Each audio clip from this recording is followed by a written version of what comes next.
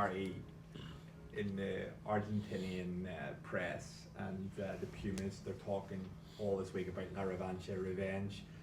How can you counteract what's going to come after last year when brilliant win and then the next week Argentina came out firing? What are the kind of things you're watching out for? Yeah, obviously we do know what's coming. We experienced it firsthand last year, and it wasn't nice at all. And I guess for us, it's about building on our performance last week.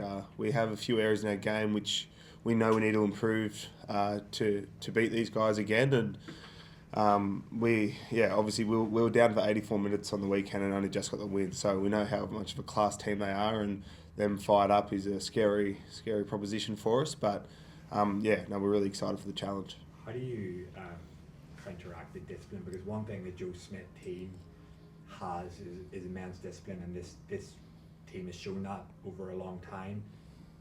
Has the feedback been coming in quite strong for that opening period, just where the discipline wasn't great?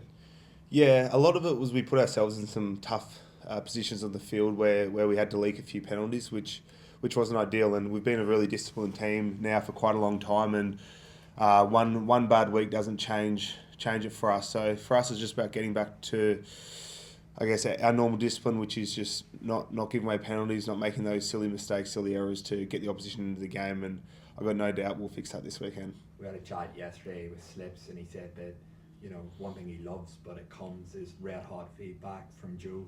Was there some fairly red hot feedback on the video analysis just for that opening period? Yeah, it wasn't too bad. There was, between him and Lord, there was definitely some constructive criticism there, which we always enjoy and we always do expect.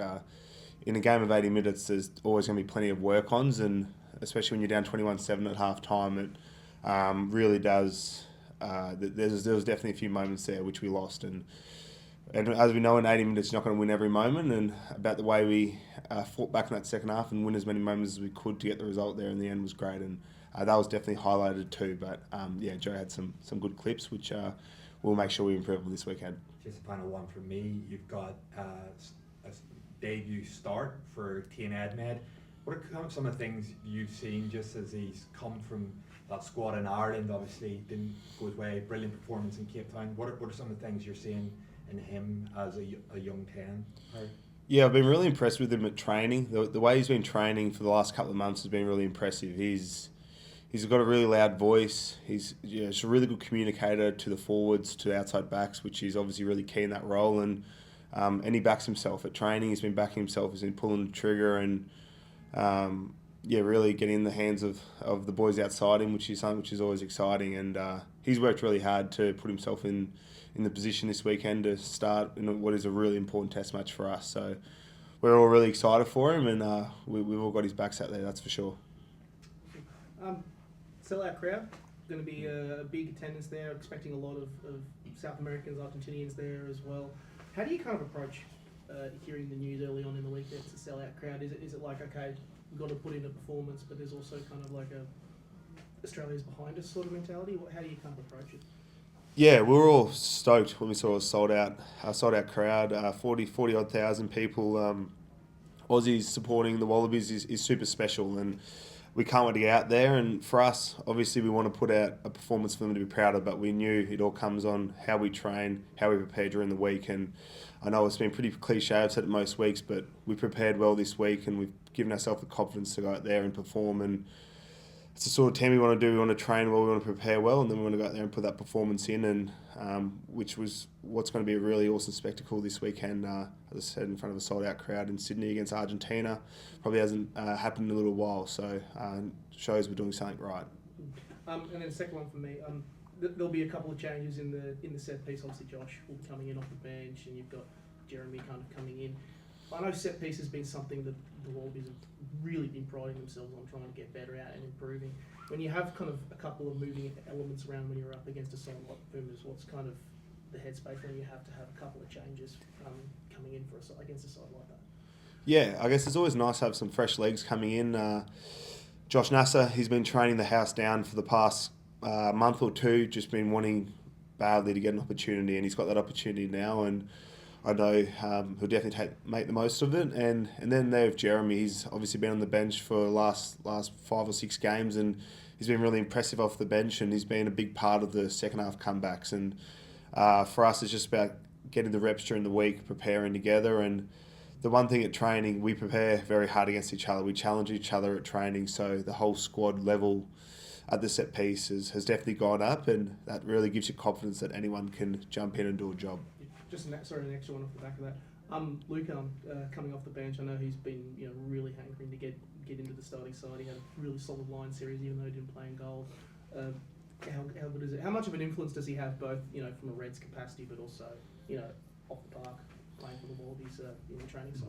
Yeah, really excited for Luke Hunt to get back in there. You could see how badly he wanted to get back in this gold jersey, putting his hand up for every game during that line series, just wanting to be a part of it, wanting to impress to try and get back here. And he's worked very, very hard, and now he's got an opportunity in gold again, which I'm really happy for him. And he is a senior figure in the Reds and Wallabies team, and at Reds he's obviously been awesome for us on the field, and so far in Wallabies he's just been a great person off the field. He's really bought in to what we're doing, and he's been really supportive, and now he's super excited to get his opportunity to play out there and play under lights again, because I know how much he loves pulling on this gold jersey.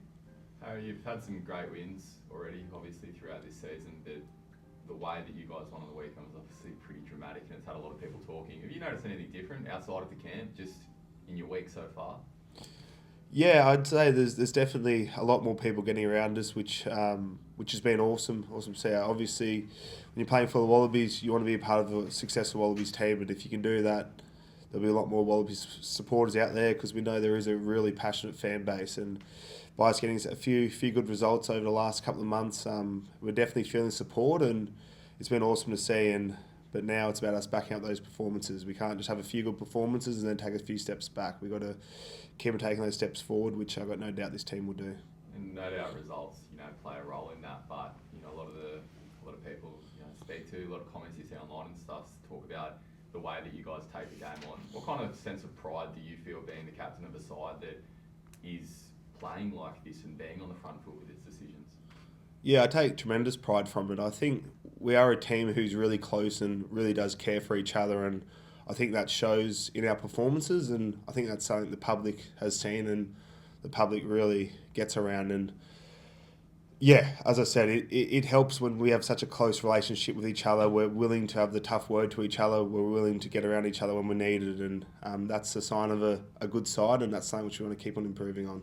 I know your focus is obviously on the game, and within what's happening in camp, but it'd be pretty hard to ignore being a captain as well, just the groundswell support that you mentioned before too, like a sold-out sign on the stadium this weekend as well. Like, how do you feel just about the trajectory and the path that the code is on in the country at the moment?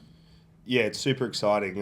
That's, I guess, being a Wallaby player, being a rugby tragic, that's all we've all ever wanted, and we want to see rugby being talked about the way I believe it should be being talked about, and it is at the moment. And it's super exciting as a player, as a playing group, that know that everyone's getting behind us and everyone's seeing the work we put in. But as I said before, we need to hold on to it. If we have a couple of good weeks and then go back, the sport may disappear. So for us, it's about just maintaining that high level of training, our preparation to make sure we can keep performing at a high level, and hopefully people continue to love watching the Wallabies play.